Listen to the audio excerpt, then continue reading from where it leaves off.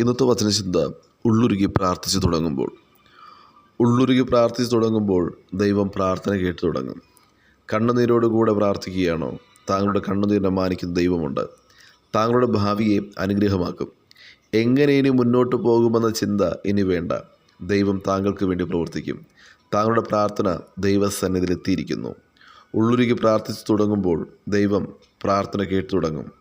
നാം ദൈവത്തെ കേൾക്കുവാൻ തുടങ്ങുമ്പോൾ ദൈവം താങ്കളോട് സംസാരിച്ചു തുടങ്ങും.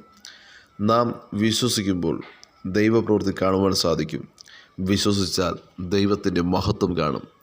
എത്ര പ്രതികൂലങ്ങൾ കടന്നു വന്നാലും യേശുവിൽ ആശ്രയിക്കുന്നവൻ സമാധാനത്തോടുകൂടി ജീവിക്കും. ദൈവഹിതത്തിനായി കാത്തിരിക്കണം. ദൈവത്തെ മഹത്വപ്പെടുത്തിയാൽ ദൈവത്തിൻ്റെ മഹത്വം വെളിപ്പെടും. മനുഷ്യനെ മഹത്വപ്പെടുത്തിയാൽ പരാജയങ്ങൾ സംഭവിക്കും. ഉള്ളുരുകി പ്രാർത്ഥിക്കുമ്പോൾ താങ്കളുടെ ഉള്ളം കാണുന്ന ദൈവം താങ്കൾക്ക് വേണ്ടി വാതിൽ തുറക്കും.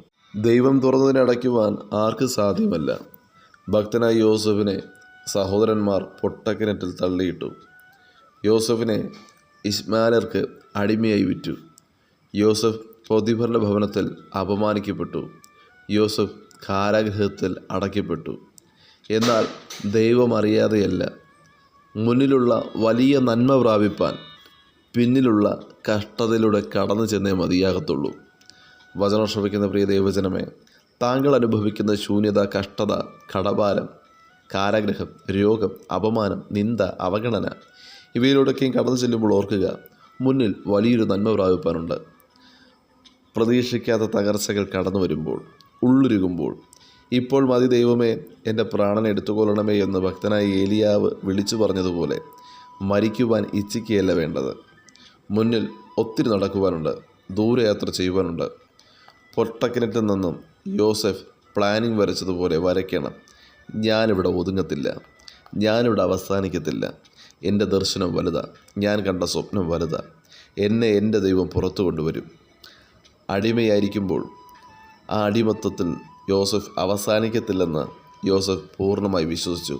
ഭക്തൻ കാരാഗൃഹത്തിലായിരിക്കുമ്പോഴും പിറുപിറുക്കാതെ ദൈവസന്നിധിയിൽ വിശ്വസ്തയോടുകൂടെ ആയിരുന്നു. തൻ്റെ ഉള്ളം ഒരുങ്ങുമ്പോഴും ദൈവത്തോട് വിശ്വസ്തത പുലർത്തിയിരുന്നു. വിശ്വസ്തനായിരുന്ന യോസഫിന് സ്വപ്നത്തെ വ്യാഖ്യാനിപ്പാനുള്ള അധിക കൃപയെ ദൈവം നൽകി. കാരാഗൃഹത്തിൽ നിന്നും യോസഫിനെ ദൈവം പുറത്തു കൊണ്ടുവന്നു. വചനം ശ്രവിക്കുന്ന പ്രിയ ദൈവജനമേ, താങ്കൾ കാരാഗൃഹത്തിൻ്റെ അനുഭവത്തിലൂടെയാണോ കടന്നു പോകുന്നത്? ഉള്ളുരുകിയാണോ പ്രാർത്ഥിക്കുന്നത്? തീർച്ചയായും താങ്കളുടെ പ്രാർത്ഥന ദൈവസന്നിധിയിലെത്തിയിട്ടുണ്ട്. താങ്കൾ അനുഭവിക്കുന്ന കഷ്ടത, ഒറ്റപ്പെടൽ, നിന്ദ, അവഗണന ഇവയ്ക്കൊക്കെയും മറുപടി നൽകി ഉന്നതമായ നിലവാരങ്ങളിലേക്ക് ദൈവം കരം പിടിച്ചുയർത്തുവാനിടയാകും. ആകയാൽ ഇപ്പോൾ ആയിരിക്കുന്ന മേഖലകളിൽ വിശ്വസ്തയോടെ ആയിരുന്ന ഈ കഷ്ടത്തെ സഹിക്കുവാൻ താങ്കൾ തയ്യാറാണെങ്കിൽ ഒരു ശലഭം ഉയരങ്ങളിൽ പറന്നുയരുന്നതുപോലെ വചനം ശ്രവിക്കുന്ന താങ്കളുടെ ലോക്ക്ഡൗണിനെ പൊട്ടിച്ചുകൊണ്ട് ഉയരങ്ങളിൽ പറന്നുയരുവാൻ ദൈവം സഹായിക്കും. യഹോവയെ കാത്തിരിക്കുന്നവർ ശക്തിയെ പുതുക്കും.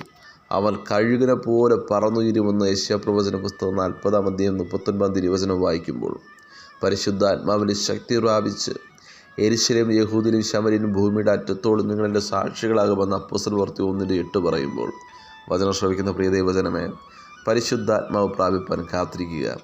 താങ്കളെ ഉയരങ്ങളിലേക്ക് പറത്തുന്ന ദൈവമുണ്ട്. ഉള്ളുരുകി പ്രാർത്ഥിച്ച പ്രാർത്ഥനാ വിഷയത്തിന് സന്തോഷത്തോടുകൂടെ ദൈവത്തെ സ്തുതിക്കുവാൻ വരും ദിനങ്ങളിൽ ദൈവം അവസരം നൽകുവാനിടയാകും. ആകയാൽ മുന്നോട്ടുള്ള നന്മ പ്രാപിപ്പാൻ വിശ്വാസത്തോടുകൂടെ വിശ്വാസ ഓട്ടക്കളത്തിൽ ഓടുവാൻ വചനം ശ്രവിക്കുന്ന ഏവർക്കും കർത്താവ് കൃപയും അധികാരവും നൽകുമാറാകട്ടെ. God bless you. ആമേൻ.